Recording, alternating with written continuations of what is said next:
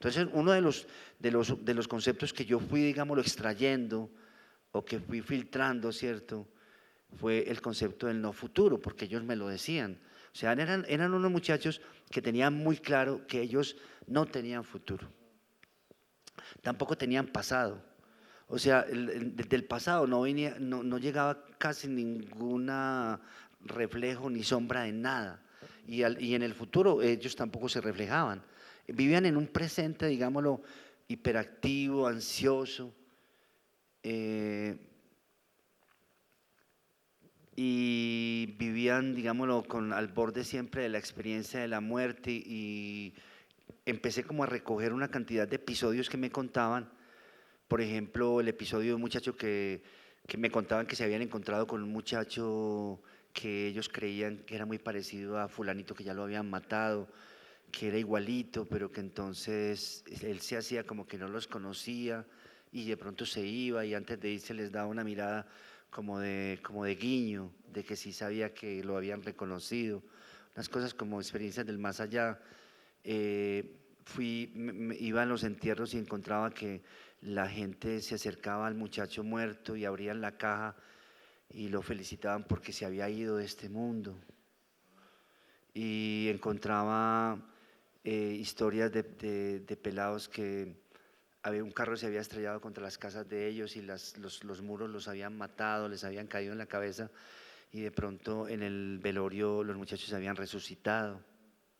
O sea, eran como quien dice una cantidad de episodios que estaban en el borde de la vida y la muerte, como ese tránsito. Y cuando me contaban que habían matado a alguien, de pronto a un traído, ¿cierto?, con el que se habían encontrado una noche cualquiera, de pronto la forma como me lo contaban me decían que lo habían empujado al otro mundo, como si el otro mundo fuera un lugar. Entonces organizo toda la película, digámoslo, en tratando de dar a entender en el argumento a través de ese concepto del no futuro que me organiza toda la película, ¿cierto? Tratando de entender, tratando de decirle al espectador entre líneas, ¿cierto? Con puros elementos de significación, que estos muchachos están al borde, están enfrentados a una existencia sin futuro, y que eso marca totalmente sus conceptos de todo, y que eso marca toda su dramaturgia, ¿cierto? Y entonces empecé como a recoger esos episodios y organizarlos de tal manera que el espectador al final como que supiera que había asistido a escuchar, a vivir, a ver el drama de unos muchachos que no tenían futuro. Así de sencillo, porque no tenían lugar en el mundo de la ciudad, que les había tocado convertir la muerte, ese misterio del cual nadie regresa, en un lugar. Yo le muestro una primera secuencia.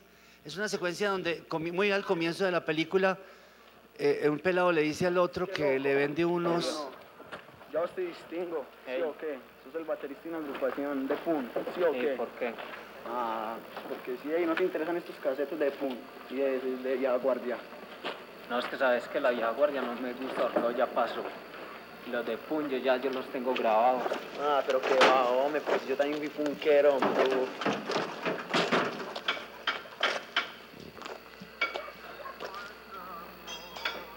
Ey, espera un momentico. Doña, dos piel rojas. Mira, estamos tan botados. Pues puta, no tener un fierro para robarse unos amores. Sopas. Botado estás vos, estoy yo y estamos todos. Entonces ahí está, digámoslo, esa experiencia que yo les digo, de que cada que ellos veían una moto decían, uy, pero mira este botado, mira esa moto tan botada. Y ahí, me parecía que al comienzo tenían que entrar esas palabras, aquí es una secuencia donde el punquero llega donde el hermano, o sea, el protagonista. ¿Qué me ayuda? Te voy a ayudar yo a vos, regalado. Regalado, María, ya le ayuda a mi papá. Mi papá, lambón. Vas a ver que le dan lo mismo que a mí, que no hago nada. Qué va, hombre, si vos pareces un amargado todo. Rodrigo, venga para que me compre un aguardiente de la esquina que esto está acabando. Ah, eso tan lejos. Oh, eso no es lejos, venga, venga, ligero, que me traiga media de aguardiente. a pasear por la plata. Pásela, ¿cómo que pásela? Ponele pausa, Venga por ella. ponele pausa. Pase, pase. Bueno, mire, quiero mostrarles esto, como es una situación de improvisación, ¿cierto? De lo que surge la secuencia está montada sobre una situación. O sea, el hermano llega y ve al otro ayudándole al papá y surge la palabra regalado, que era una palabra muy tenaz que yo me encontraba en todas partes. Todo el que colaboraba con la autoridad de alguna manera, del papá, del colegio, de quien fuera, del cura, de lo que fuera, era un regalado. O sea, era una ciudad totalmente insubordinada mentalmente, ¿cierto? Y lo otro es que lo que ocurre ahí, la relación entre el papá y el muchacho, está con base en una situación. ¿Cuál es la situación? Que el papá le dice, cómpreme un aguardiente. Es una situación de vida cotidiana normal. Entonces el hombre mismo muestra su carácter y trata de no comprárselo, o sea, trata de no hacerle el favor al papá, pero es una situación. Y quiero mostrarle la que sigue. Miren la secuencia que sigue. Son escogidas así, digámoslo, en el orden del argumento. Cuando viene la muerte, bien sabemos nosotros, el cuerpo físico va al panteón. Él se llega, convierte en polvo. para un momentico, yo les explico Pero para hay- que ustedes entiendan. Este llega a buscar a un amigo, ¿cierto? Va a buscar a un amigo a decirle, hermano, vamos a salir esta noche a robar, ¿cierto? Eso es lo que pretende. Se arrima a una ventana y lo encuentra el amigo con la novia, pero lo que es interesante es la situación.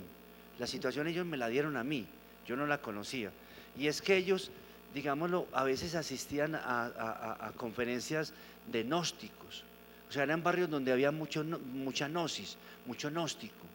En vez de haber parroquias de sacerdotes católicos, no sé por qué habían subido y se habían convertido en lugares de conferencia de socialización, unas conferencias gnósticas. Entonces, cuando él va allá, lo interesante es que la situación es que este tipo le está explicando el postmortem.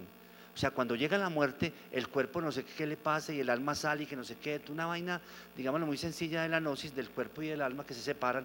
Y esta secuencia que aparentemente no tiene que ver, no tiene ninguna causalidad, es una secuencia que anuncia, digámoslo, de una manera indirecta lo que va a ocurrir al final de la película, que es también un postmortem. O sea, cuando ellos matan al pelado último, al final se acercan a ver cómo se va al otro mundo, a ese lugar que es el otro mundo, que es la muerte. Entonces miren y elementos verán. que continúan más allá. Uno de ellos es la personalidad, que es energética y se forma en los primeros 7 años. Pero existe un elemento bastante importante dentro de la gnosis.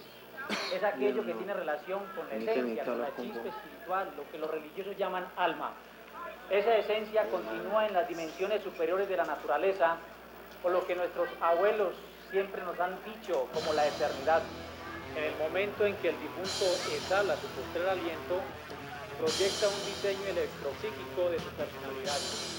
Tal diseño continúa en las regiones suprasensibles del... Bueno, si quieres paremos, quería mostrarles eso por ahora, pues nomás. Oye, Víctor, por cierto, el actor protagonista de Rodrigo T, No Futuro, se volvió muy famoso en Colombia.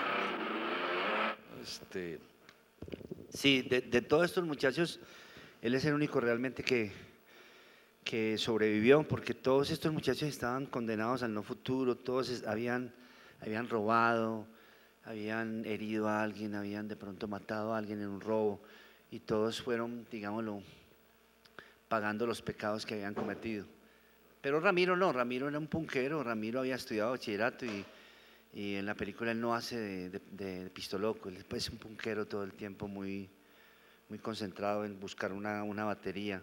Y él es el único que sobrevive a todo este no futuro y después va a Bogotá y estudia actuación con unos maestros que le enseñan realmente cómo ser capaz de pasar de un personaje a otro y cómo construir un personaje, todo lo que son los actores profesionales, pues.